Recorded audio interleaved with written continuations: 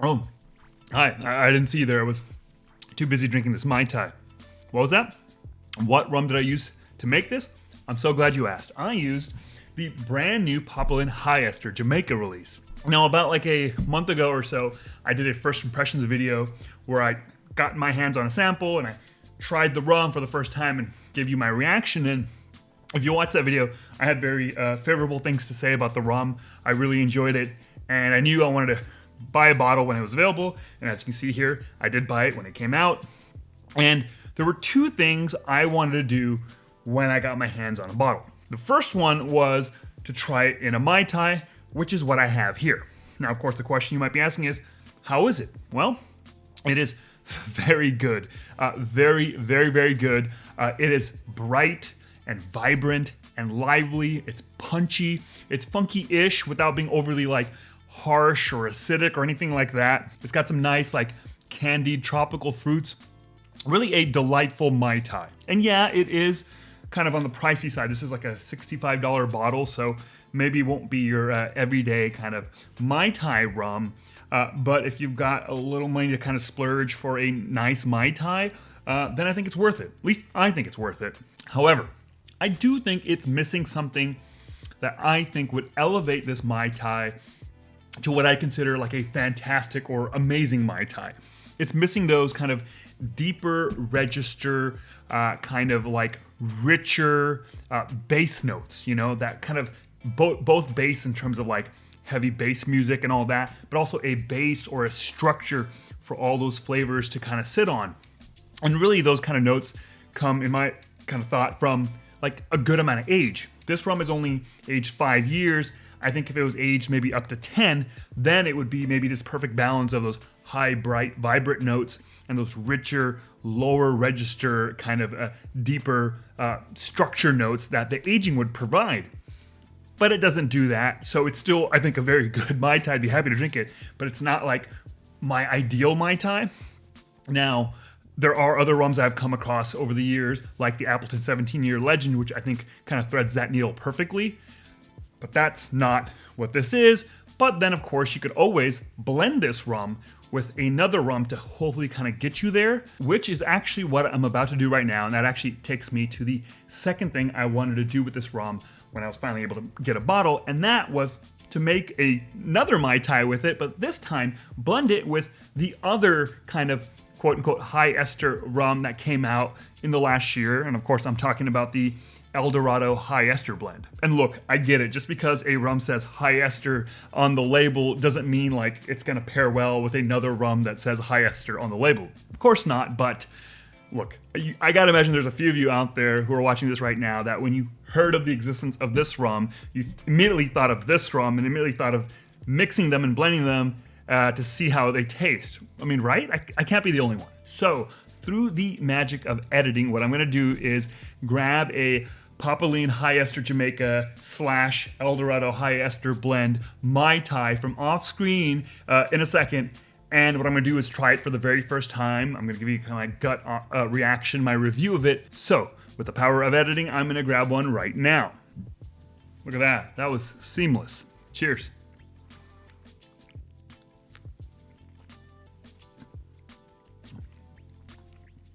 Okay, yeah, that is delicious. That's exactly what I was hoping it would be. Take another sip though real quick. Yeah, this still has that brightness, that vibrancy. Obviously not as much as the all Papalin Mai Tai, but it's still very much there. It's still got that candied tropical fruit thing going on. But underlying that continuously is that kind of El Dorado, Demerara rum kind of richness, that little bit of caramel smoke thing that's going on. Oh, that is a damn delight. And I didn't mention it, but the El Dorado High Ester blend, this is aged, they don't say it on the label, but it's either somewhere between 10 to 12 years old. So obviously a lot more age than the Papalin, so it adds all that kind of wood and oak and that kind of Demerara thing, you know, to this rum. It really, to me, is in many ways kind of the best of both worlds in terms of the high bright and low rich kind of notes that I'm looking for. in a Mai Tai. Excuse me while I continue to enjoy this. Fantastic Mai Tai. Now, of course, it's a very expensive Mai Tai. This is gosh, I don't know, 100, anywhere from 125, $30 to like up to, I've seen it up to like 175. So this is not a rum necessarily that you could do for your daily Mai Tai or anything like that. And altogether, maybe this is an expensive proposition, but I don't know if you're ever at a bar that has both, you know, and you're willing to spend a little extra for a fancy Mai Tai. I'd really recommend that. That is a delight. So look, a part of me obviously thought to blend these two rums together because of the whole kind of high ester thing on the label, you know, kind of like as a fun, gimmicky kind of thing. And that might have been the initial spark or catalyst to make this. But the real reason that I wanted to blend these together is because of a grand theory that I have. And it's not an insightful theory, it's not a revolutionary theory. Hell, it's probably not even an original theory. I'm sure other people have definitely thought of this, but I've kind of packaged it in a certain way that I want to kind of quickly kind of touch on. In a way, and here's the grand theory, Jamaican rums and Guyanese rums are like the peanut butter and chocolate of the rum world. Two great tastes that taste great together. In a way, they shouldn't like work, right? They're both individually bold, expressive, unique flavor profiles. So you would think they would never kind of mesh together. Like if you put them together, they would have conflict and it'd be a jumbled mess. But that's not the case. And not even just for these two combinations. There's so many combinations of Guyanese and Jamaican rums that I've had that harmonize so well together, right? Like I think a very popular rum blend for Mai Tais is Appleton 12 and El Dorado 12. And that's seriously, if you've never had that, it's a great combination. Let's talk about the zombie. Sure, there's a lighter rum component, like a Puerto Rican kind of rum component. But beyond that, there's a expressive Jamaican component and an expressive Guyanese component. And they work so well together in a zombie. Like I love zombies, I think, for that particular combination of flavors. And then there are all these kind of multi-country blends that obviously have more than just Jamaica and Guyana rums in it, right? They have all sorts of components like the black tot stuff. But generally speaking, you know, all those multi-country blends will tend to have a decent amount or good amount of Jamaica and Guyana, and those blends work really well together, right? I mean, hell, even the Hamilton lineup has like, what is it, like 4 to 6 different Jamaica Guyana blends, different proportions presumably, but there's so many of them and they do great. They do gangbusters in cocktails. So there's really something about that combination, that peanut butter and chocolate coming together as a rum blend. So in a way, this is like the Reese's peanut butter cup of Mai Tais. The other thing I did while making this Mai Tai was I poured an equal parts blend of the rums to see how well they do together. It's been sitting off screen, and let's give it a sip and see what it's all about.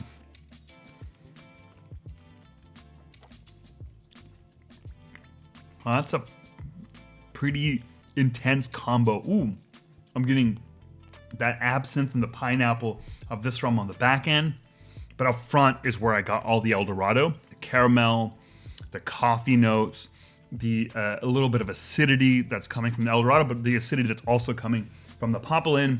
I mean, as a quick and dirty blend, that is super tasty. Super expensive, but super tasty. What's the ABV actually? The ABV is exactly the same. 57% ABV, which you don't have to read into it, but I am. That's like kind of meant to be, right? Combining these two rums at the exact same ABV. I mean, come on. You can't write this stuff, folks. You know, I've been thinking lately, and especially kind of thinking about the peanut butter and chocolate of it all. I would like to, at some point, maybe in the near future, work on creating my own kind of custom Jamaica Guyana blend. I mean, obviously I already did that, but maybe there's a better one out there, you know? A big part of my admiration when it comes to rum production is for the blenders. I just think blenders do an amazing job, and the folks that put out the black tot stuff, what they do is amazing.